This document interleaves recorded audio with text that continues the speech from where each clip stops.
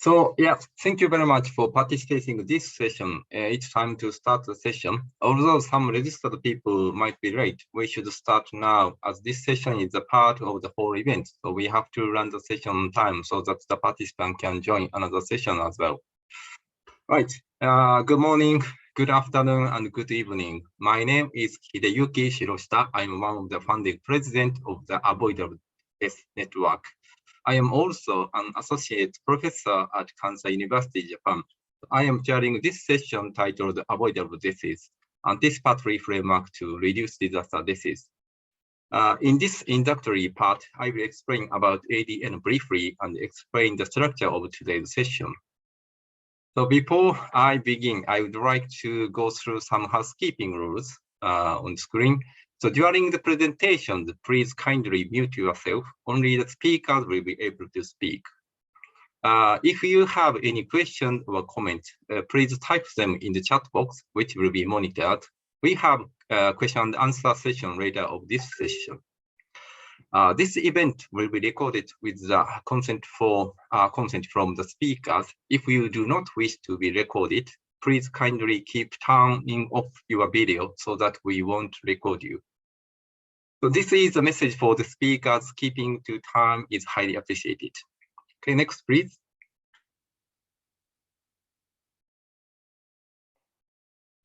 Right.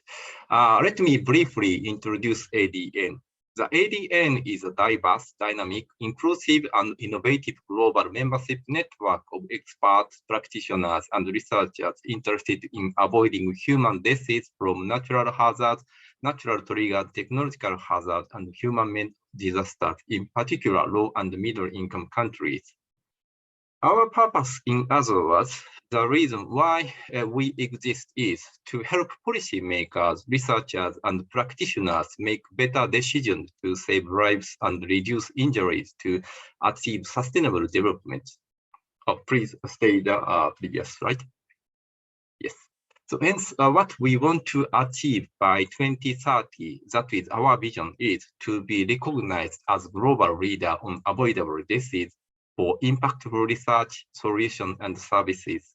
We are going along with current two international goals, namely SDGs and the Sendai Framework. Okay, next, please.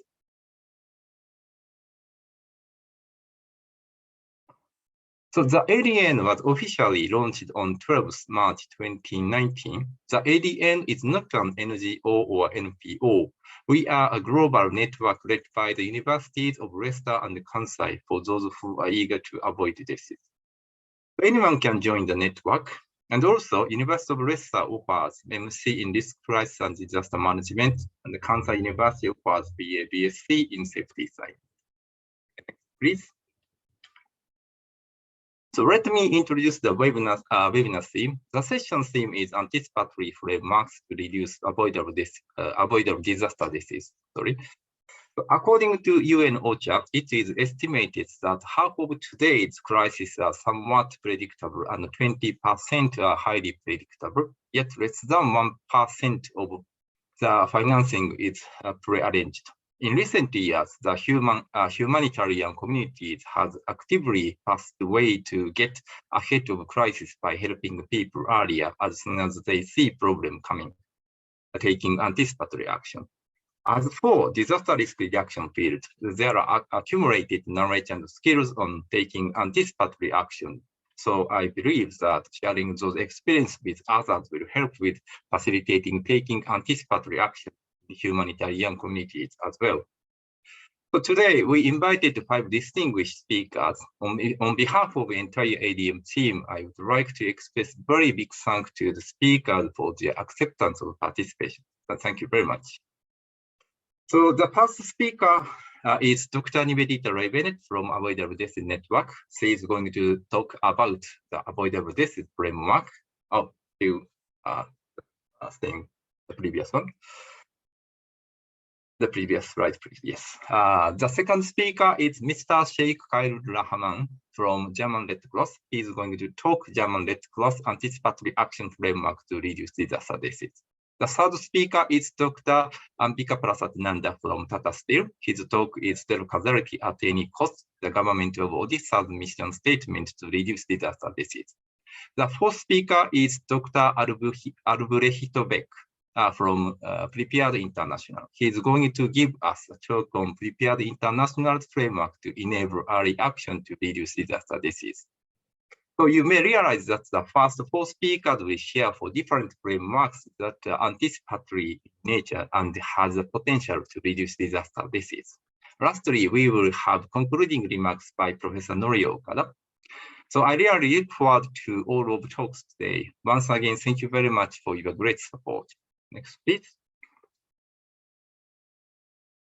Yes, this is my last slide. So if you would like to join ADN, please visit our website. It's very easy to join. So as this event is part of ADN's special session series, so we keep asking the participants of the special session to answer short survey before and after the event. Now I am writing the poll, so it would be very much appreciated if you answer the two questions, just short, the survey. Let me launch the poll. Here.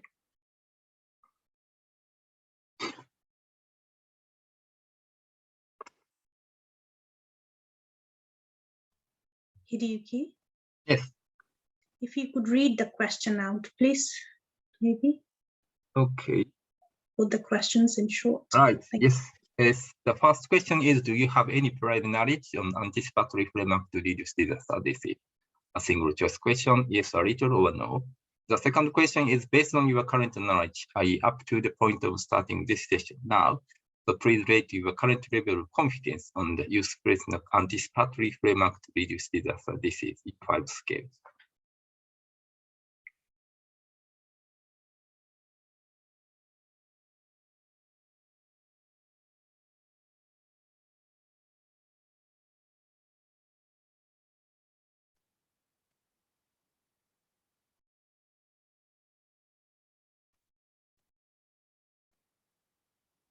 Right. So now 75% of participants answered, or 77%, 80%. Okay, yeah. Now I got the okay flow Nibedita. So yeah, thank you very much. 80% is our benchmark, but if more people can participate, it's just yeah. to Okay, let's wait for a while. Yeah. Yeah. Thank you. Okay. Right. Okay. Yeah. Yeah. Thank you very much for your contribution to the poll. Thank you very much. Yeah. Let me close poll now. 83% participated. Okay. Let me share the results quickly. I think now you can see the results of the poll. Yes, after finishing this session, we will upload some analysis that poll from our website. So yeah, maybe within 1 week we will upload. So please check later. Thank you very much. Right. So in addition, thank you very much for your support. And in addition, we would like to take group photo now. If you are okay with being taken, so please turn on your video. We will upload this screenshot onto our website as well. So Nimisha, please.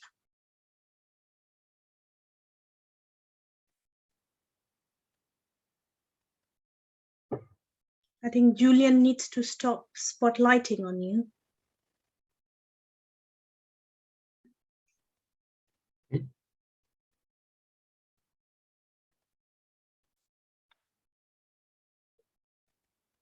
Nimisha, where are you?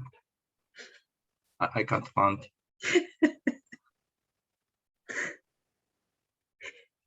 So I think, Julian, you need to stop spotlighting Hideyuki, then everybody will be on the screen.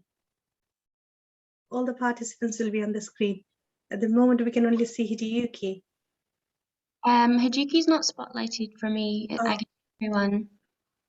No, Hideyuki's not spotlighted, but you just got to switch to gallery view if you don't mind. Then on gallery view, you're able to see individual people. So I've got everybody here who's on gallery, so I can take a picture So I'll give you a countdown of 3, 2, 1, then smile. Okay, so cheese, everybody. Okay, that's it. And just one more, just in case. There we go. Thank you very much. Ah, there we go.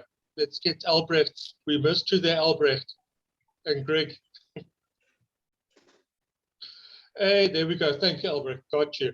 Excellent. Thank you very much, everybody. Okay, thank you very much. Yes, thank you very much. Right. So, yes, okay, let's move to the main session. So let me invite the first speaker. The first speaker is Dr. Nibedita Ray-Bennett from Avoidable Deaths Network. So because of the time constraints, so let me skip introducing speakers by, I'm sorry for this. Okay, over to Nibedita.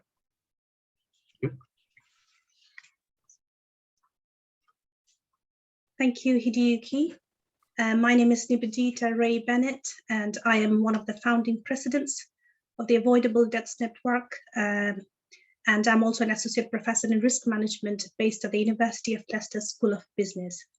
So before I start, I would like to thank the audiences and my students from the Risk, Crisis and Disaster Management for joining this special session. A big thank you to our esteemed speakers and Professor Nori Okada for accepting our invitation. And finally, I would also like to thank the UNOCHA and Professor Aloy Harshmugu for giving us the opportunity to speak at the UNOCHA's Humanitarian Networks and Partnerships Weeks.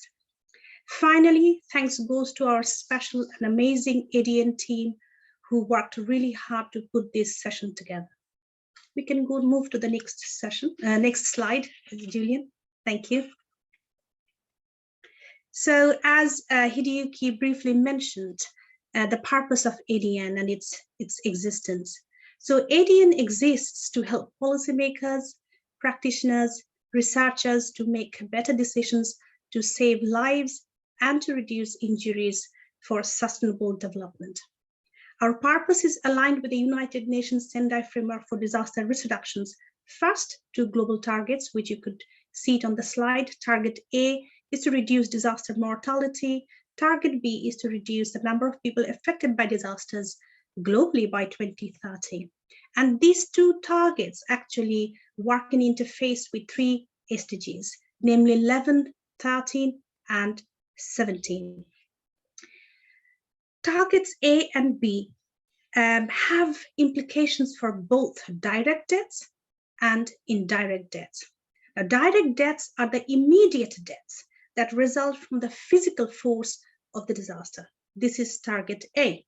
Indirect deaths result from the other causes triggered by the hazardous events leading to unsafe conditions during and in the aftermath of disasters. Now, although target B does not make direct reference to indirect deaths, studies reveal in Japan, Puerto Rico, and in the Caribbean region that there is a steady rise in the number of affected people and the number of indirect deaths. Hence, my Avoidable Deaths Framework that I will introduce shortly is underpinned by the United Nations Risk and Disaster Reduction Framework. Julian, we can move on to the next one. Thank you. So before I introduce my Avoidable Deaths Framework, let me revisit how anticipation or anticipatory framework is conceived and understood in the domain of disaster risk reduction. Other speakers will cover the humanitarian sector. So first and foremost, anticipatory measures save lives. So according to David Jones, anticipatory framework provides 3 important directions. Number 1, it allows you to anticipate in advance the likelihood of occurrence, magnitude of impact, and probable consequences. The anticipatory framework also enables one to anticipate, prevent by prior action, consequences to the development of planning controls, engineered structures, warning systems, emergency action, and financial planning. And finally, the anticipatory framework also allows to anticipate, to look forward to future hazard events as part of planned recovery programs.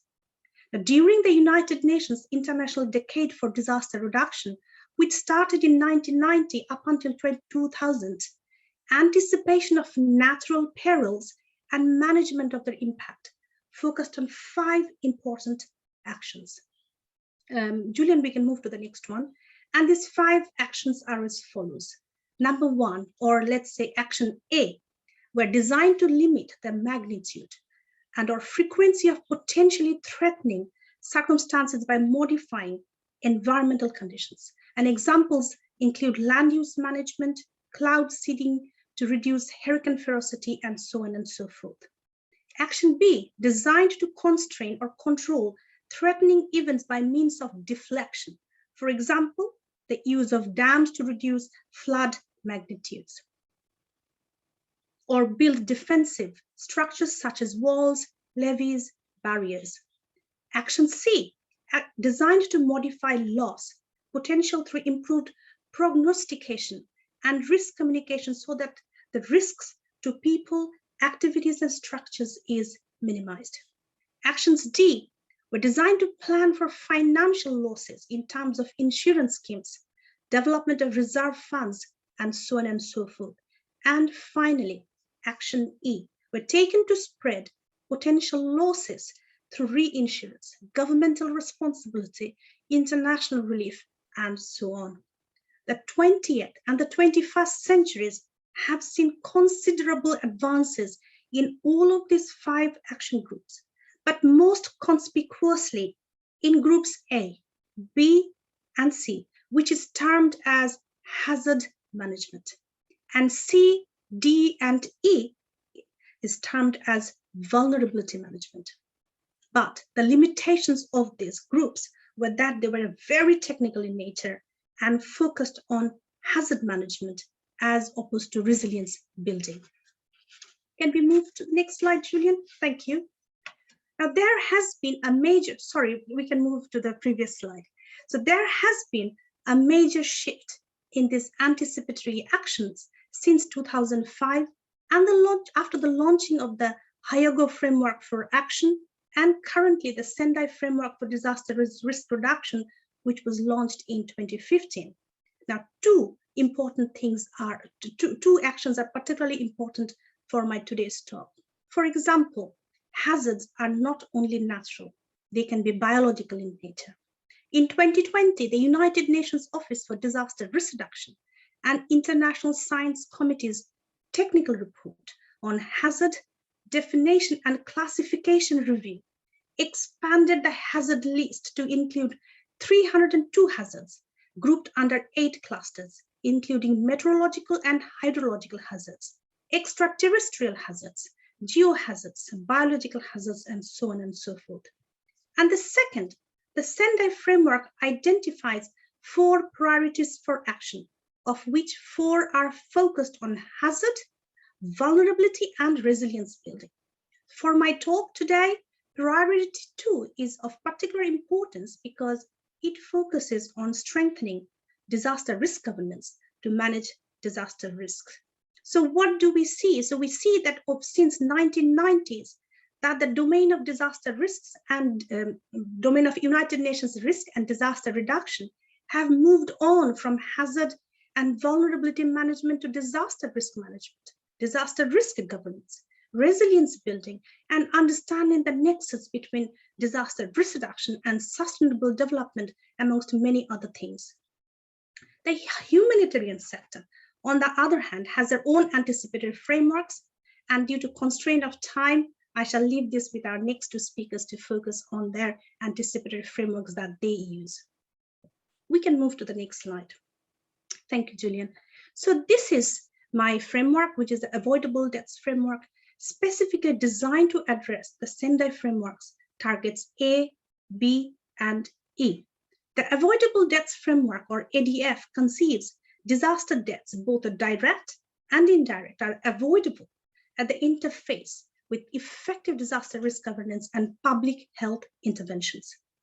The Avoidable Deaths Framework also conceives that some disaster deaths are unavoidable and others are avoidable. Now, unavoidable deaths are those caused due to natural causes and poverty-related diseases. It is avoidable deaths that the national and state-level disaster management institutions should target in low and middle-income countries, so that finite resources can be spent judiciously to save lives during disasters. The avoidable deaths framework are those, so avoidable deaths, in this context, the avoidable deaths are those that can be avoided through amenable or timely intervention measures, which is on the left-hand side, you could see, and through preventable measures, which is on the right-hand side, and disaster risk governance measures, which is on the top of my slide. So amenable measures involve timely and effective healthcare, and timeliness involves reducing waits and sometimes harmful delays for both those who receive and those who give care, while effectiveness refers to providing services based on scientific knowledge to all who could benefit and refraining from providing services to those not likely to benefit, which means avoiding underuse and overuse. Preventable measures involve public health interventions such as surveillance, outreach, screening, health teaching, social marketing, and policy development. I argue that both amenable and preventable deaths could be further avoided through effective disaster risk governance. And disaster risk governance is understood as the way in which public authorities, civil servants, media, private sector, and civil society at community, national, and regional levels cooperate, coordinate, and communicate to manage and reduce disaster and climate-related risks, ensuring sufficient levels of capacity and resources are made available to prevent, prepare for, and manage and recover from disasters. We can move to the next slide, Julian. So that was Avoidable Deaths Framework.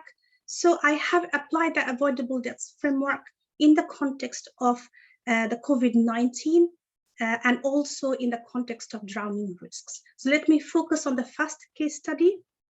So the origin of the Avoidable Deaths Framework is that I conceived it whilst I was watching the horror, or reading newspapers, print media, and so on and so forth, the horrors of the lockdown that was unfolding and was severely experienced by the most socioeconomically vulnerable sections of society, for example, the migrant workers in India in March 2020.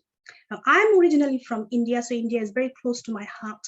And in March 2020, I had travel plans to visit India and Bangladesh to launch the Avoidable Deaths Network's hubs. Instead, I sat at home and watched the horrors unfolding in my living room. I never felt so helpless, didn't know what to do because direct intervention was not possible.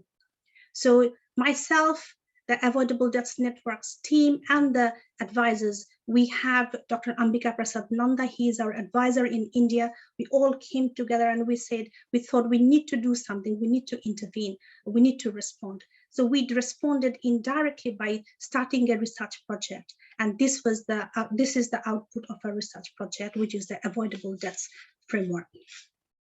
Hideyuki, my colleague that you listened to him a little while ago, he is chairing this session. So Hideyuki and I were able to raise some seed funds from the Natural Hazards Center of Colorado University to start this research project. I brought together 12 enumerators from 11 institutions representing 8 different countries to track and record the number of avoidable deaths taking place in India from 23rd of March till 31st of December 2020. We wanted to capture the number of avoidable deaths from the impact of COVID-19 and lockdown, and also understand the circumstances leading to these deaths.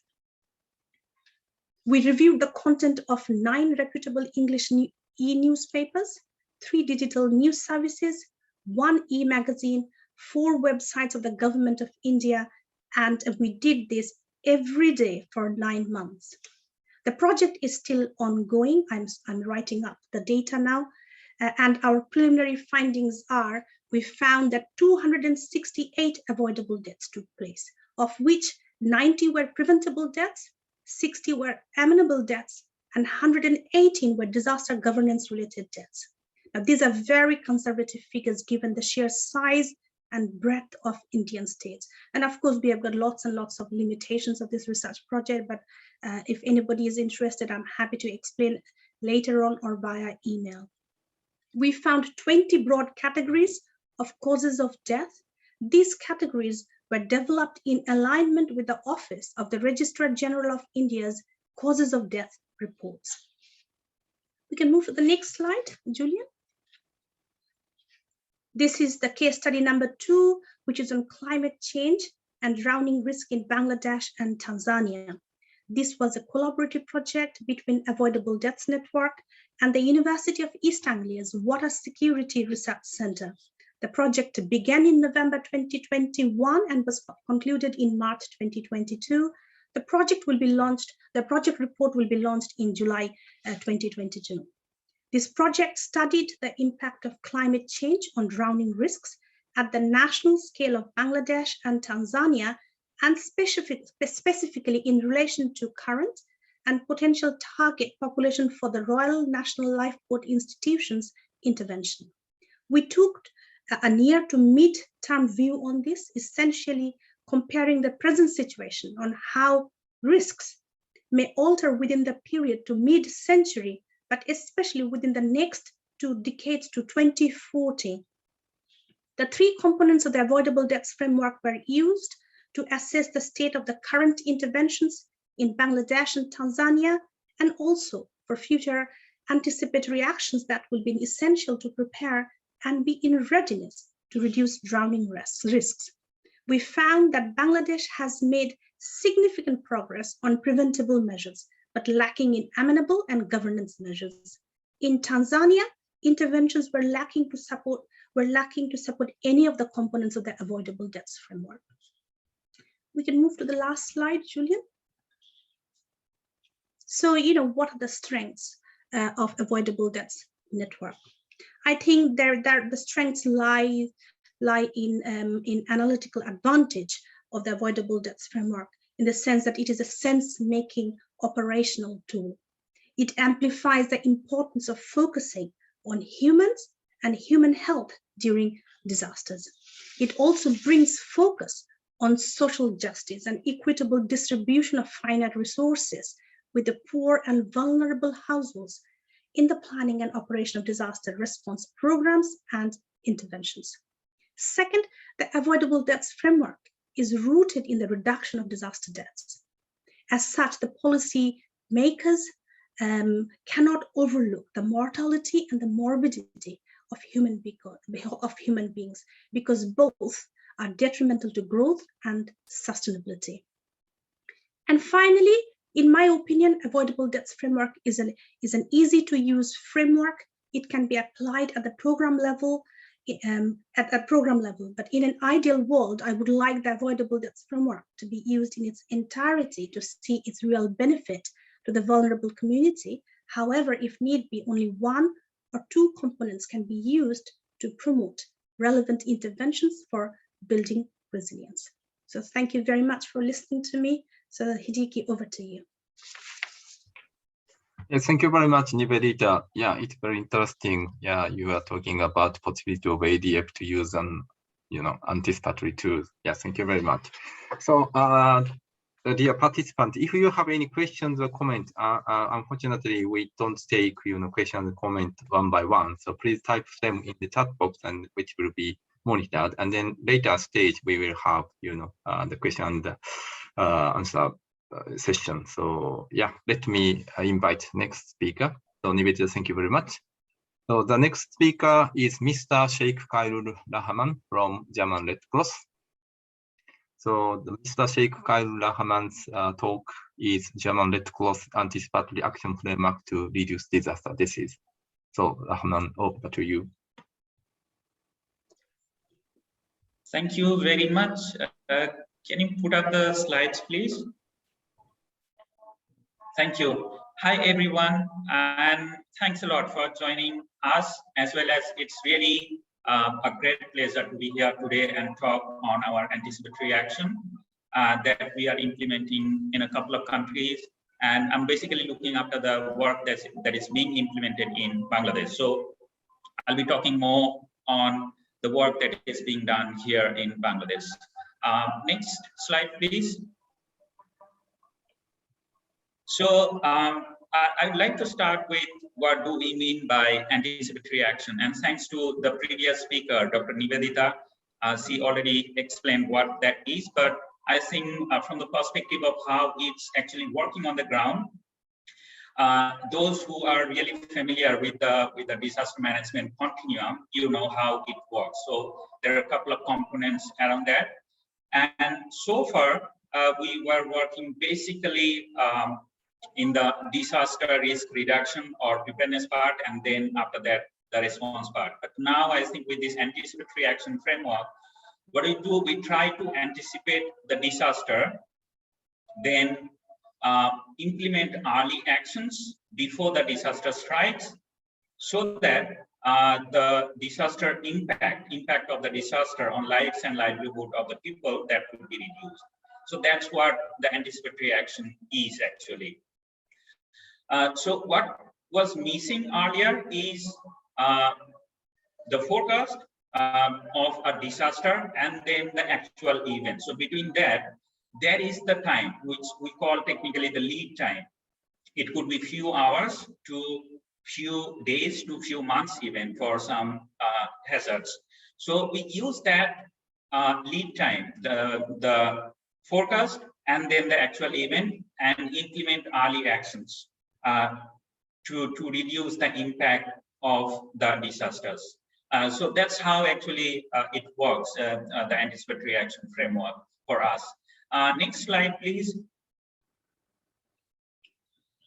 Yeah, you can move to the next. Yeah.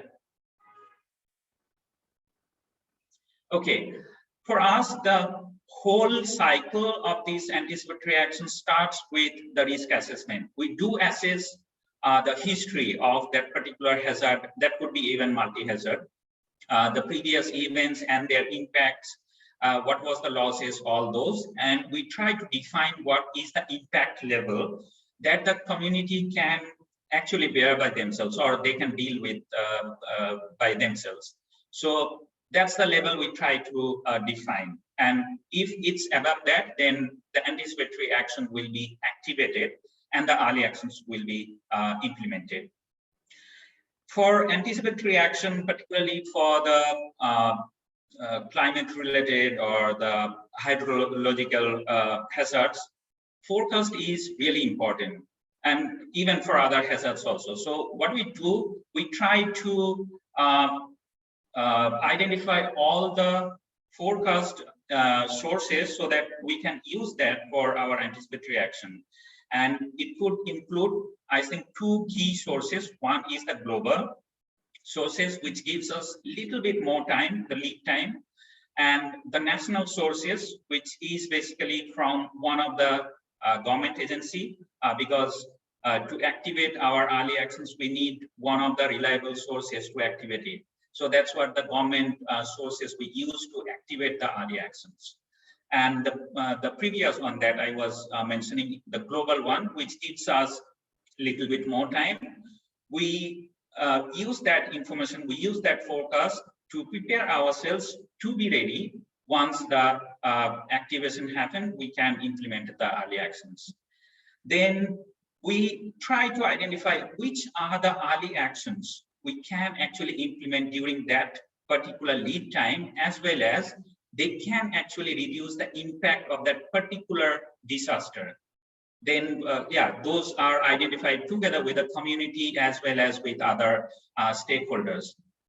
All these informations, the risk assessment, the forecast menu, and then the impact level, the early actions, including the key stakeholders and will do what, all those are included in one document, which is called the early action protocol for us. For some agencies, it is SOPs, standard operating procedures. And internally within the movement, the Red Cross Red Crescent movement, it goes to a committee, which is validation committee we call.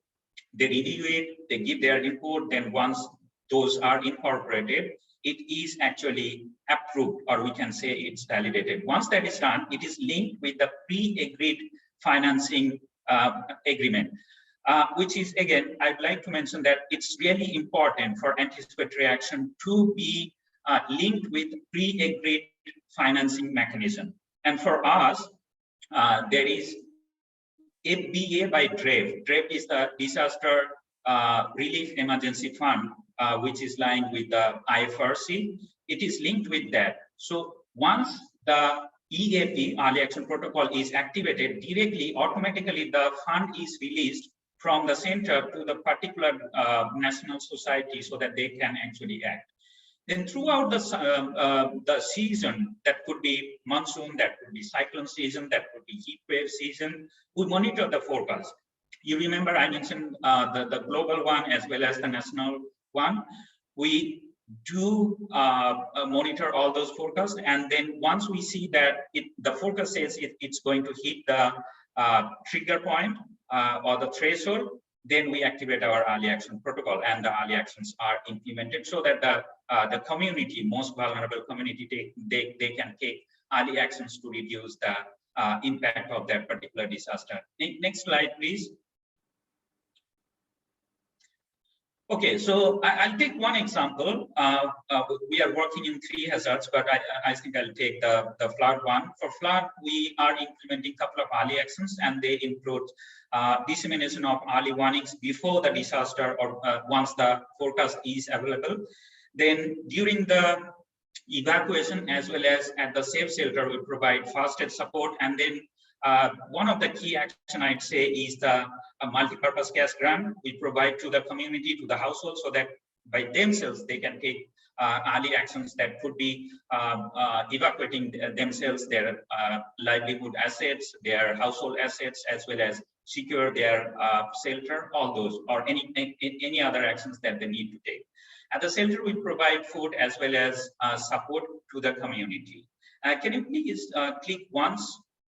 So this is one of the quotes that we got from one of the beneficiary from our work, and she said that it's actually the actions that we were implementing that actually helped her to save her livelihood assets as well as the household assets. Next slide, please. This is the last slide I'll be talking on. So we started in 2015 in Bangladesh, and now I can say that we have really good model of anticipatory action, particularly for flood, for cyclone. And these are the rich data. I'm not going through them, but I'd like to mention where we are. We are working for flood. We are working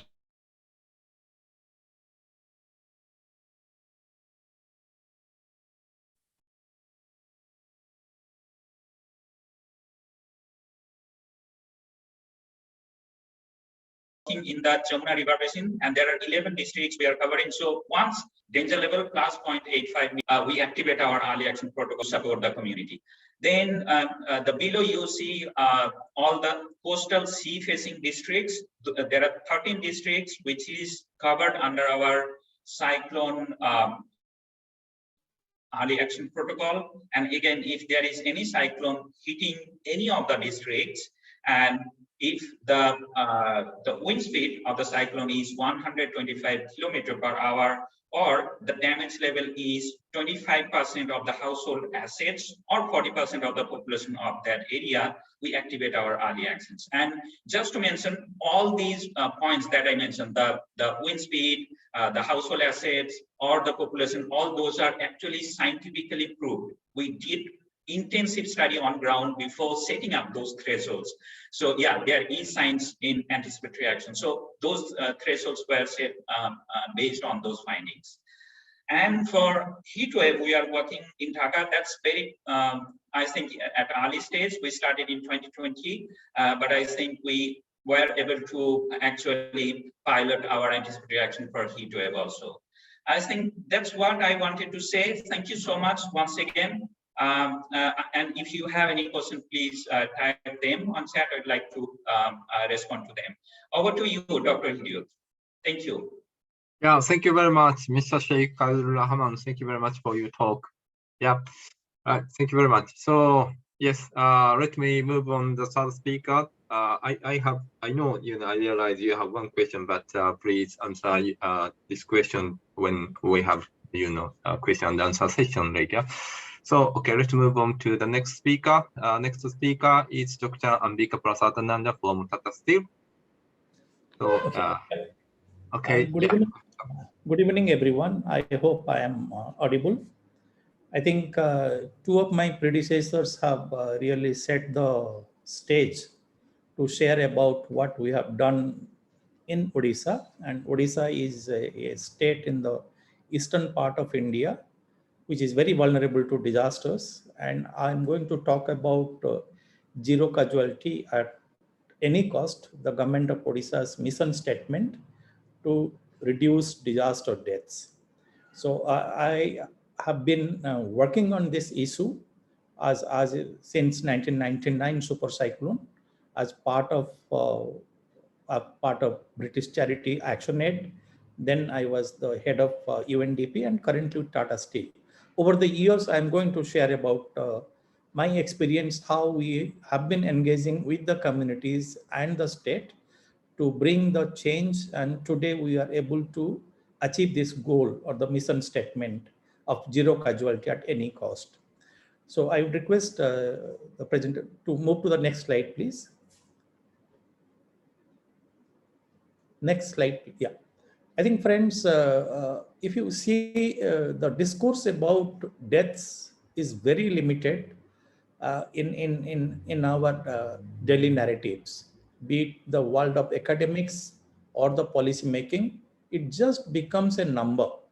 But friends, when we faced the COVID-19, and many of us or some of us have experienced deaths of our friends, relatives, or known people, probably we realized that life is so vulnerable if we are not prepared for it, or more importantly, if the state or the institutions we are responsible are not prepared for it. So I think that really opened up, and what Dr. Nibedita was sharing.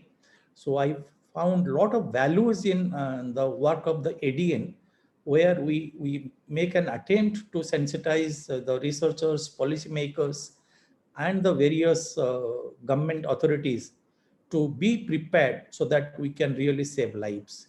And trust me, I have seen a lot of such things happening because Odisha is vulnerable to natural disasters. And in the last century, there have been more than 100 disasters affecting the lives of the millions of the people.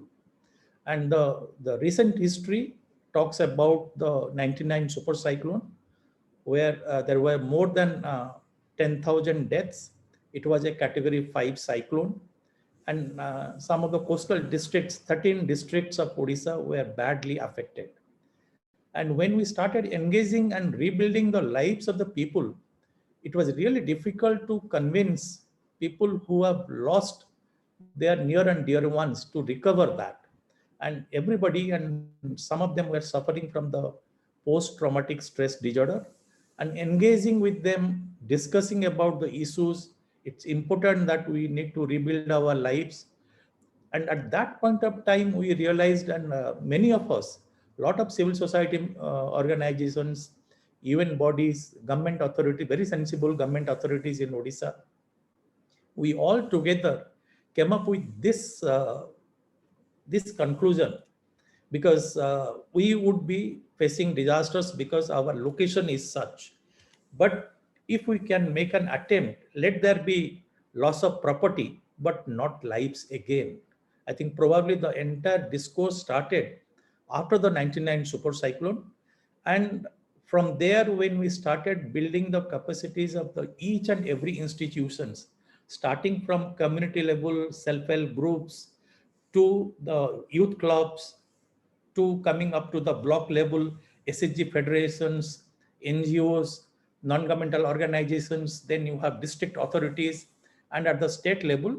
And during that period also, government of Odisha came up with a very relevant institution which became pioneering and path finding for many of the Indian states, is the Odisha State Disaster Management Authority. and which a specialized institution was created to address the issues of disaster, not only disaster response, and there was a shift in that approach from disaster response to disaster risk reduction. And when we started preparing, the journey has been, and when in 2013, we were put to test with another category 5 cyclone Phylline. So at that point of time, I think Dr. Nibedita was a researcher, and she was in Odisha visiting fields, having interaction, and wherever she was going, all the public authorities, they were saying, we don't have time, we have to move people to the safe locations. Because over that period from 1999 to 2013, Government of Odisha, in collaboration with various agencies, civil society organizations, we were able to construct more than 500 cyclone shelters, because we knew individual house would not be able to save the lives of the people. So the cyclone shelters were created, and that really, and at the same time, over the years, in the last 14 years, continuously we engaged with the communities in building their capacities. And in 2013, when we tried to evacuate people to the safe locations, I think my predecessor talked about early warning.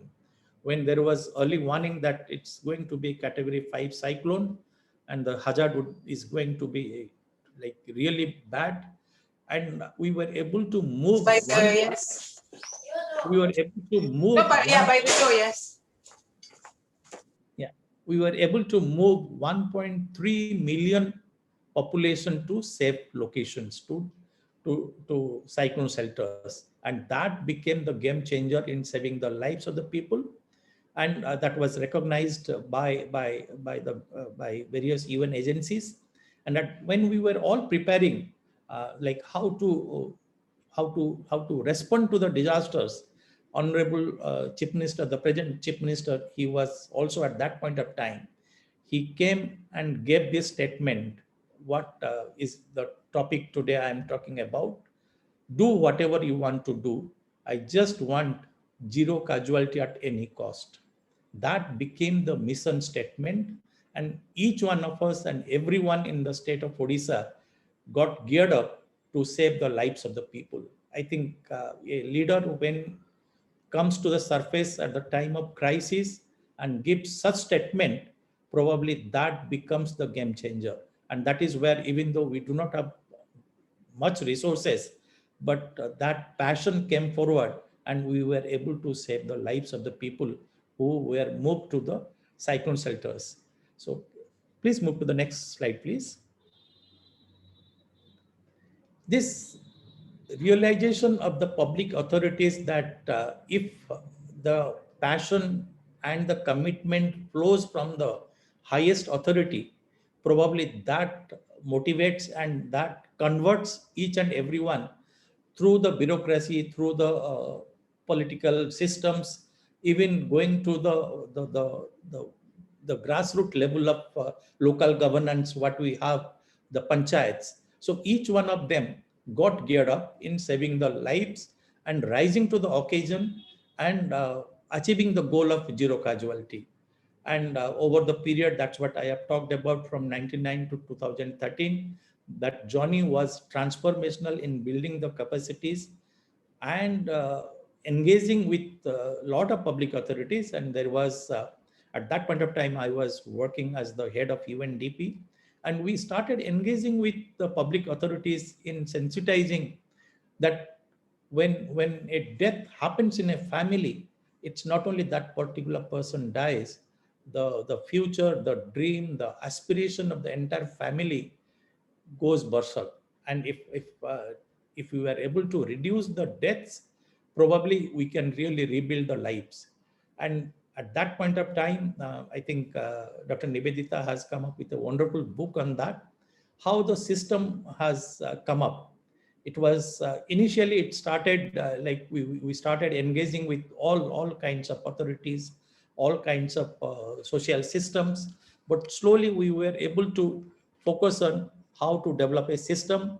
And through that, we were able to address, and trust me, friends, Once you start saving the lives of the people, rising to the occasion, it becomes a habit. And after that, government of Odisha has faced many disasters, even during the COVID time in March 2020, our Honorable Chief Minister had come up and said only one statement: each life is precious, and we will do everything to save each and every life. So that becomes a habit. If you start really, and that's what I said, the government of Odisha is converted into they do a lot of welfare oriented programs, but that compassion flows out of that commitment of the highest authority, the Honorable Chief Minister of Odisha, which really motivates each and everyone in the bureaucracy, in the political system, in the civil society organization. Each and everyone comes forward during the time of crisis. Even during the COVID period also, we had two cyclones, Yas and Amphan, but we were able to evacuate people with the COVID protocol to the cyclone shelters. And when the COVID, in the wave 2, when there was a huge crisis of oxygen supply in other states, government of Odisha took the lead of providing oxygen to various hospitals through green corridors, so that there is no time wastage to reach out to, because we have got a lot of steel plants, and from Tata Steel we provided oxygen to the various hospitals in India, and that was done in collaboration with the government of Odisha, reaching out to the various states hospitals through green corridor. So that's where government of Odisha works in collaboration with civil society and also the private sectors. Can you move to the next slide, please? Shifting, there was a huge shift in the sense of building a culture of resilience. When the popular narrative was, what should we do, because we face every year maybe 2-3 cyclones, heat waves. It's a deadly cocktail of disasters in Odisha. So then every one of us, we discussed through various means. If you see the OASDMA, it facilitates engagement with various agencies. And for the civil society organizations, we have something called interagency group, where a lot of these non-state actors, we come together, we discuss about various issues, bring the evidence from the field, from the communities, and share with the government. And that becomes helpful in terms of coming up with pro-people and people-centric policy changes. If you see, today we have a lot of those systems are in place, starting from early warning to pre-provisioning or pre-positioning of relief materials at different locations. And this public discourse of it started as the community. I think my friends talked about Bangladesh community as the fast responder, because it's a huge state. It's so, population is so dispersed. Even if the state intends to reach out from the state capital or the district headquarters, it will take some time. So over the period, we realized if we can really bring the change, we need to build the capacity of the communities who can become, where we can build the social capital and communities can really come together to help each other. So there were certain progressive policies of Disaster Management Act. Then I talked about, friends, about building cyclone shelters. Then we have come up with really good early warning systems in terms of it is technology based. We reach out to the communities at various levels. Even from the cyclone shelter, the shelter management committee, they also come up with various localized systems of raising a flag or giving an early warning to the communities that now it's a category 5 cyclone. If it's a category 4 or 5 cyclone or a huge flood, then they will hoist a red flag on the cyclone shelter, and seeing that people would realize, no, it's time to move to the safe shelters, cyclone shelters. So that's where a lot of those things happen. And to make that happen and to make that as a practice, Odisha State Management, OASDMA, Odisha State Disaster Management Authority, every year runs a mock drill. So even if whether we are not sure we were going to face a cyclone or not, but there would always be a mock drill to save the lives of the people. Friends, while I'm talking about right now, when I'm sharing the Odisha's experience, a low pressure is formed in the Bay of Bengal and brewing to be a cyclone. So maybe around 9th or 10th of May, we may face another disaster. So while talking to all of you, sharing with all of you, we also know that we have to prepare for disasters if it's going to hit Odisha. So what we do is always try to facilitate community conscientization. So what we do, we talk about our past experience in various popular narratives. It comes in stories, it comes through songs, it comes through street plays to sensitize the people. If we are not responding to the early warnings, probably we are going to lose many of our near and dear ones. So such culturally appropriate practices or the artifacts or the practices are facilitated at the community level to sensitize that we need to come together to save each other. And the climate risk, we, other than the cyclone flood, we also face, we had the temperature rising up to 43, 44 degree right now. And in 1998, we lost close to 2,000 deaths, 2,000 lives because of the heat wave. But after that, government of Odisha started preparing, and a lot of those educational materials, the pamphlets, posters, sharing in the TV media and all mass medias. And today, even if the temperature rises to 45 degree, we have hardly any deaths. So if you prepare for it, probably, and the mass awareness is done, probably we can really build the capacities of each and every individual so that they respond to the situation in a very confident manner. So that really helped to achieve building the capacity of the communities. A lot of partnerships have developed between various agencies, civil society, as well as the private sectors also. Can we move to the next slide, please? So I think it's a very famous statement. Where do you go from here? Chaos or the community? If it's none other than Martin Luther King, who inspires many of us. I think if you really believe in the capacity of the communities, the framework that we have followed in Odisha in achieving zero casualty at any cost is, as Dr. Nibedita has done the study on. You can refer to that book. Maybe I would request Dr. Nibedita to share about the book in the chat box. That would be really helpful. And if you have a look, thank you for showing that. Maybe the detail can be shared with the participants. They can have a look at it. So how do you really develop the systems which would really help the formal institutions? These are the government systems, the bureaucracy, starting from the state level institutions to the panchayat level. So that can be achieved through systems-based approach. But when you really engage with the communities, probably you see each and every one becomes a converted social worker in saving the lives of the people. So community-based disaster preparedness, we were able to do that. CBDP in close to 24,000 villages, where communities came together to develop their own resilience plan, how to save themselves. So at the same time also, the government has developed a list of the volunteers who are there. And we also have a cadre of, because after the 99 cyclone and the regular disasters, it's also affecting the mental health of the people.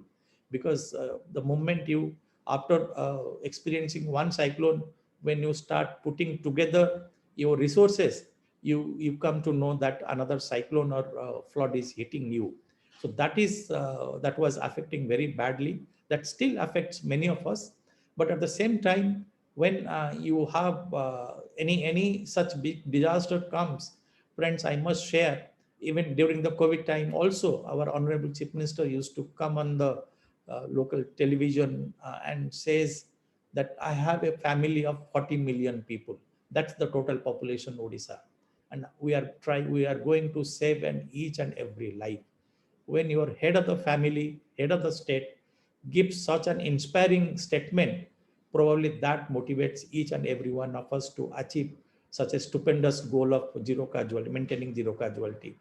So there has been decentralization of power, building the capacity of the panchayat, especially during the COVID time, to respond to the migrant laborers and address the issues of like saving the lives, maintaining physical distance. So all the panchayats were able to were given the power upon district collector to respond to that. I think, friends, I have limited time, so I am going to wind up. So what I must tell that when you prepare and have faith in the people, probably the communities, they come together to save and stand next to each other. I think that is the framework, that is the approach. We both as a system-based approach at institutionalizing certain capacity building measures, and more importantly, building the capacity of the communities to help each other, to save lives each other. That's how we are able to achieve zero casualty at any cost in Odisha. So thank you for this time. So I must stop now, and any questions, I would be happy to respond to that. Thank you very much. Okay, thank you. Yeah, thank you very much, Ambika. Very much. Okay, let's move on to next speaker, the final speaker, Dr. Albrecht Beck from Prepare International. So, please. Hideyuki, thank you very much. Very much. I think Julian is sharing the slides.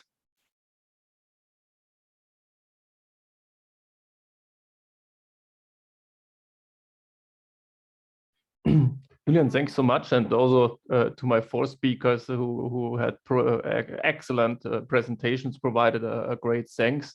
It's a pleasure to introduce just a little bit what Prepared International is doing exactly in that field. Julian, if you want to go to the next slide. So our organization was in fact founded during the Nepal earthquake. You see the pictures from there. You can move on to the next one, please. It was founded simply under the impression that there was, on the one hand, it was very clear that there was a very high earthquake risk at that moment.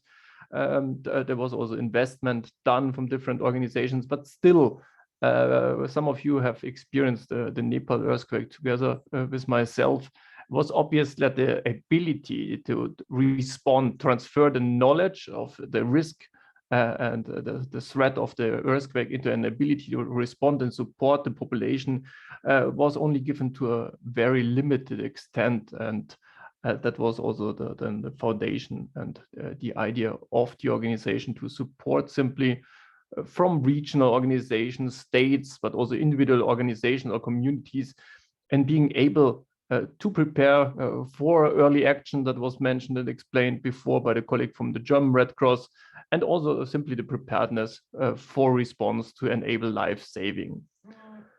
You can move on, please. To have a better background, and you might now click another time, simply we started building up what is called knowledge hubs, where we bring together different actors, meaning from academia, from response organization to states, to grow on the one hand the knowledge about what is the threat, what the risks are given, but on the other hand also how do we translate that then in being able to support populations, reducing disaster risk, but also building up the capacity to respond for the population. And we're focusing mainly on 4 large areas. That's on the one hand, the maritime sector and port preparedness, everything around also harbor cities and specific risks they're facing. These topics. Next would be, if you click another time, then the cases of urban resilience building, mass urban areas with their specific complexities that are giving, but also compound risks that are coming together, and challenging response organizations to adequately react to it. Mountain area resilience, I think you're well aware, mountainous areas have specific challenges, specific risks. Also urban areas that are situated in mountain areas, we are ourselves based in the Alps, but working a lot in the Andes and also the Himalaya region on that. And in the end, small island developing states, where we have been very active during the recent years. It's a topic that comes back again and again. But while a lot of investment is done on understanding the risks, which is very valid, we are often working then in how do you translate this knowledge then really in disaster management planning, in adapting the overall systems of emergency preparedness and response. Can you move on, please? I just wanted, as our time is already nearly up, focus on 3 different parts that are very close to our work. First is the overall systemic preparedness. It became a little bit a slogan nearly during the COVID times of systemic preparedness, systemic risks, these topics. But in the end, if you look into it, you often see that this is a topic that is a lot discussed, but not much action really taken. It's not only focusing on developing states, not at all. If you remember, for example, the floods last year in Central Europe affecting Germany, Netherlands, and Belgium, you could see that even developed states have not a system for emergency preparedness and response, but a lot of piecemeal that in the end, if it gets challenged, does not work out. In the last 2 years, we had the chance for different donors to work on 15 different states, analyzing, understanding the overall system, understanding why there are still gaps, how these could be filled, and also often then stress test the new model to see if this is then really a way to overcome deadlocks and enable a response also to challenging cases in disasters. Next one, please. The other topic, don't be surprised of the pictures. You can click again if you like, Julian. This comes out of a project we're currently doing with the state of Iceland, but also doing this, for example, for Jordan, Israel, and Palestine together as one step, bringing them together. It's about cross-border cooperation and, host nation support. The other side, the enabling factor on the state of the affected country. We see, it's becoming more and more normal. It's a lot of discussion about cross-border cooperation, fighting disasters, and also preparing together. But often you see that's also, again, piecemeal. In a real case, it's often not well prepared. The stronger insecurity in many parts of the world would also demand here an immediate action to be better prepared, to be better able to support each other in different events, to make use of often good cooperation between neighboring states, to be able to respond together in an efficient way. There's a lot that needs to be in place so that you can do that. And again, you also need to train that. Julian, do you mind to click a few times? Exactly, these are examples just for the case of Iceland, where we have this project, for example. On the other hand, you can also imagine that in certain frameworks like the environment of Jordan, Israel, and Palestine, there are a lot of obstacles. While it is excellent that countries want to cooperate, to be really able to efficiently react together to a challenging disaster case, needs simply work that needs to be organized. And another one, Julian, if I may ask you, evacuation and sheltering mass urban areas, 2 sides of the overall displacement cycle. I chose mass urban areas because here it's very clear that there can be complications, that a lot of work has to be done.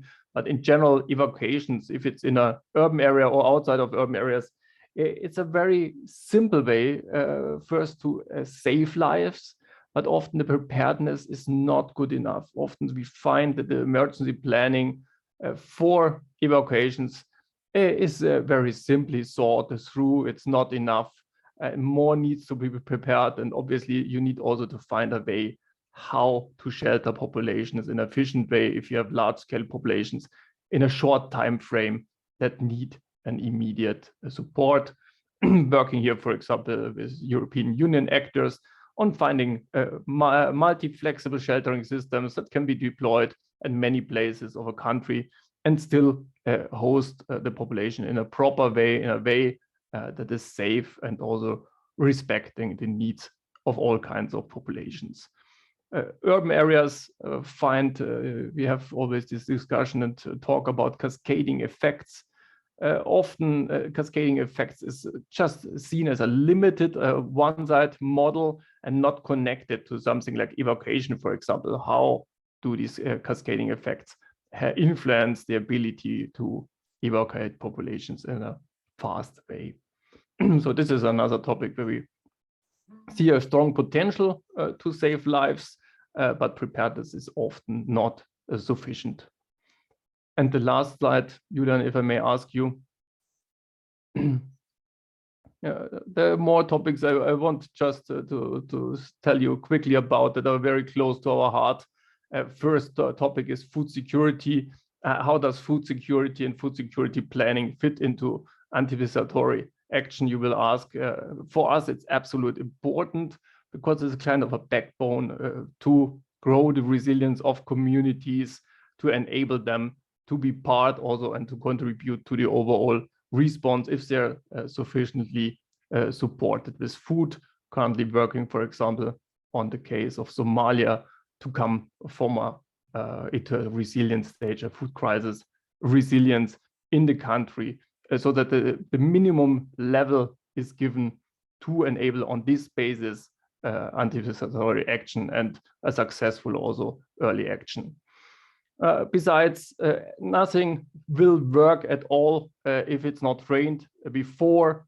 It is important that simulations are done on what has been worked out, but these should not be standalone events, but they need to be part of a longer-term capacity development strategy. Otherwise, the often large investment into simulations is not worth it. It needs to be strategically done. And with this, I already want to thank a lot for your attention, for your interest. I would be very honored if anyone of the distinguished audience would be interested to work with us in the knowledge hubs to contribute to a successful responsibility. Thanks so much, and back to Hideyuki. Thank you very much, Alberto. Thank you very much for your, kind cooperation to keep the time. Thank you very much. So now let me move to the concluding remarks. Concluding remarks is being made by Professor Nori Okada. Okada-sensei, please. Can I have my slide on? Hello?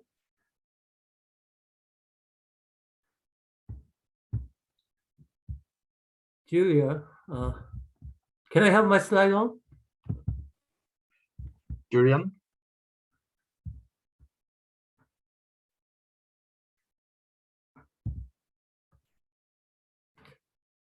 Thank you.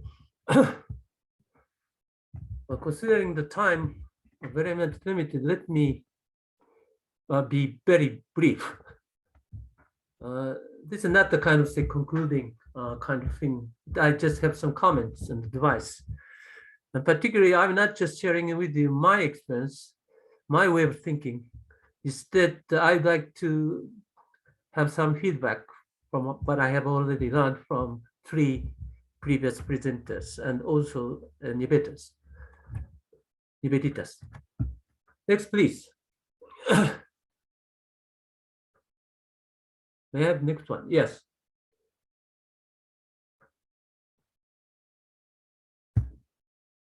Well,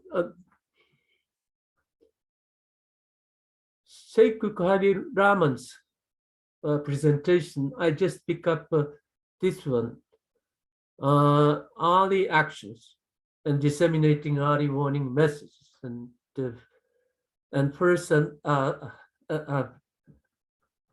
aid support and provide multi-purpose cash grant. This is also very, very interesting. We'd like to learn more. Or it could also include other sort of say interesting device of financial arrangements and food and water support at the shelter. Next, please. Well, actually, this part didn't appear. So this is more detailed explanation regarding this. Please go to the next one. Okay, Ambika Prasadananda's presentation. I just pick up this one. Mission zero casualty at any cost. I think this is a very interesting and an important message. So we'd like to know more in what way we could really, well, getting at any cost, but we can attain zero casualty. And it seems that they also have some system-based approach to institutionalize disaster risk reduction, which seems to be very also important, and compassionate governance kind of thing. So we'd like to know, to have more knowledge and experience regarding this. At any cost, but zero casualty. And actually, well, without losing any life, but you can somehow give up facility, some other costs. That's a very important agenda. Yeah, but the question is how we can make it. And it may be also different in terms of disasters and hazards you deal with. For instance, say if it's a question of earthquake, to attain zero casualty at any cost might mean a bit different thing. And so depending on types of hazards and disasters, how to attain zero casualty at any cost might mean, well, different devices and approaches to a certain extent. Next, please.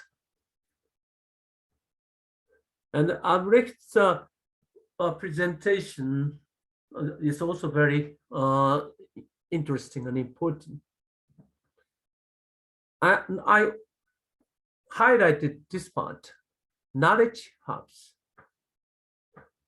And he's now measuring how to share lessons learned and good practices in different geographical areas in a wide variety of situations.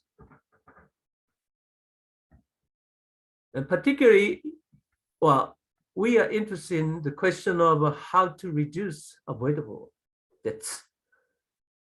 So if we have more accent on this part of how to avoid death more, and try to develop this kind of knowledge hubs, how can we do this? We'd like to know more from them. Next, please.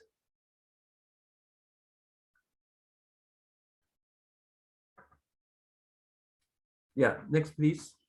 Okay. And the Nibedita's point, I picked up this. It is strengthening the need of this anticipatory tool. And simple and easy to understand and sense-making operation tool, and it can promote targeted intervention in resource-poor context. But I particularly take note of this, resource-poor context. What do we mean by this? This is a very, very interesting point we could further delve into.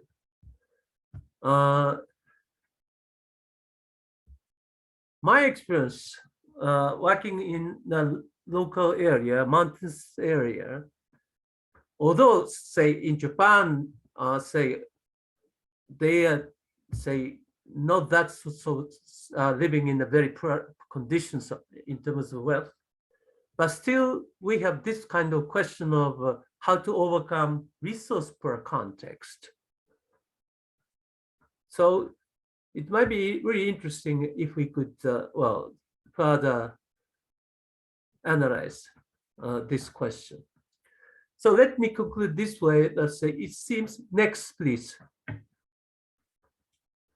there seems to be what I call implementation gaps, which may remain in terms of, for instance, say, we'd like to know more about knowledge hub. In what way we could approach this knowledge hub build up with a more focus on avoidable death and also cross boundary approaches. In what way we could, it could happen. And zero casualty first issue. And also system-based approach to institutionalized disaster risk reduction. We are interested in terms of methodological development. And I've also done a lot about this community-based capacity building, but over a long period of time. And but in what way this could apply to reducing disaster avoidable death? This is an interesting question. We should share more knowledge together. And forecast-based financing project and multi-purpose cash grant kind of thing, we should learn more. And particularly, resource per context, we'd like to discuss more.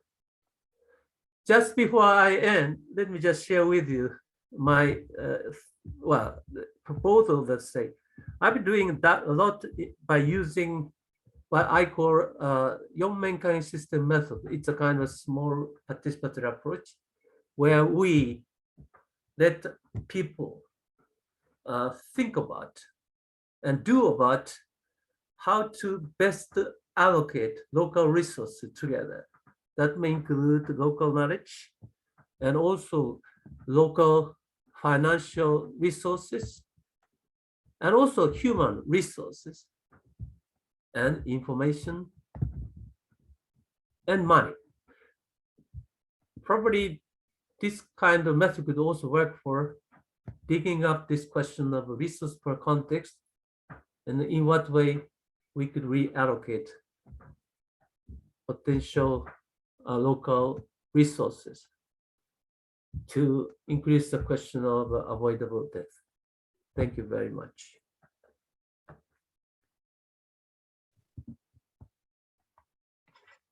Thank you very much, Okada Sensei, Professor Nori Okada. Thank you very much. So, yes, it's maybe we need some time to, understand the 100% his comment. So, okay. So, yeah, let me move on to the question and answer. But I'm sorry, because of my poor time management, we have run out the time. So, yes, I don't think we should extend the time. So we should finish this session on time so that the participants can join another session. So how can I do? Right, okay. So far we have 4 questions on chat box, and then 1 already answered through the chat box. And still we have 3 remaining questions. But Nibedita, is it possible to answer these questions through a website, or what do you think? Yeah, we can do that. So Rachel and Lauren, if you could download the questions, so we will contact the relevant speakers, collect the answers, and then we will post it on the website. So we have done that in the past. So we can do that. I think probably it's a wise decision to do it given the constraint of time. Okay, yeah, thank you very much. So yeah, we will definitely upload the answer to your question on our website. Just access, just visit ADN website, which is www.avoidabledeaths.net. And also, if you have any additional question or comment, just send to the Avoidable Deaths the official email, which I just posted to the chat box. So just send your question or comment to this email address as well. We will answer. Right. Okay. So right. You want to run the poll? Oh yes. Yeah. Right. Okay. Let me launch the second poll. Yeah.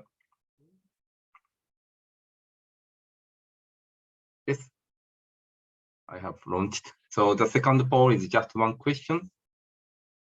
Thank you very much for your participation in advance.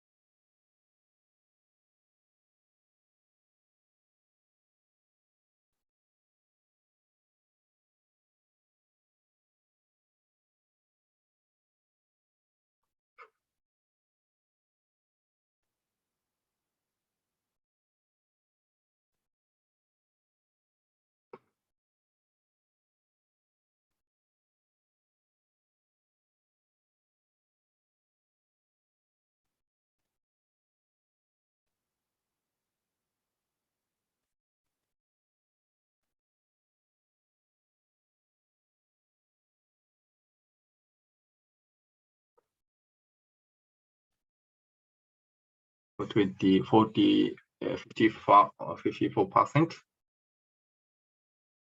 So It's going up, going up. yeah. 9, yes, yeah. Your participation is highly appreciated. So yeah, please. Yes, please.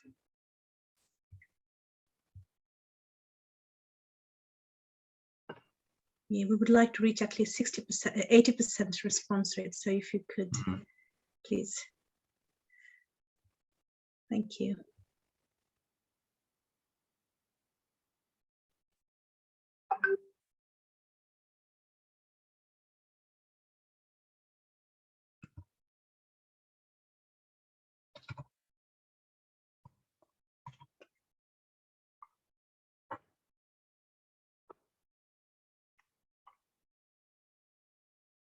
Yes, thank you very much. Yeah, 1 or 2 participants.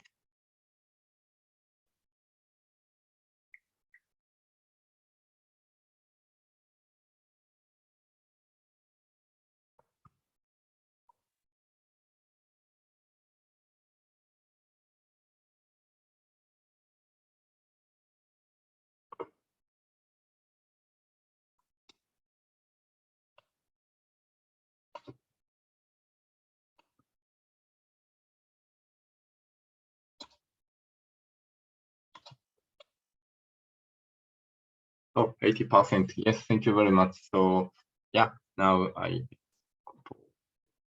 very much. And then let me share result. This is the result. Second poll.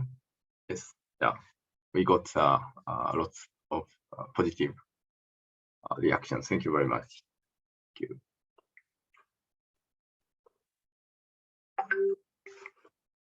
Right. So yes, it's all time to conclude this session. So, on behalf of entire ADM team, I would like to express a very, very big thank to the speakers for their great talk. I really enjoyed and learned a lot from your talk. Thank you very much. And thank you all of the participants to participate in this special session. Yeah, thank you very much. Do you, Nibedita, do you add something? Yeah, nothing more to add. Thanks to the audiences, brilliant, for your time and your feedback. As Hideyuki mentioned, we will get back. We don't have the email IDs of those questions of those individuals who posed this question, so we will have to. We will post all our answers on the website, so we can't email you directly. So please keep an eye on our website. And it's under the special session. We will be posting all the answers to your questions. So thank you. So yeah, over to you, Hideyuki. And thanks to UNOCHA. Thanks to Professor Aloy Harshmugul for giving us this opportunity. So yeah, thank you very much. Yeah. So again, yes, thank you, UNOCHA, for providing us this great opportunity, and thank you for all participants and speakers. Thank you very much.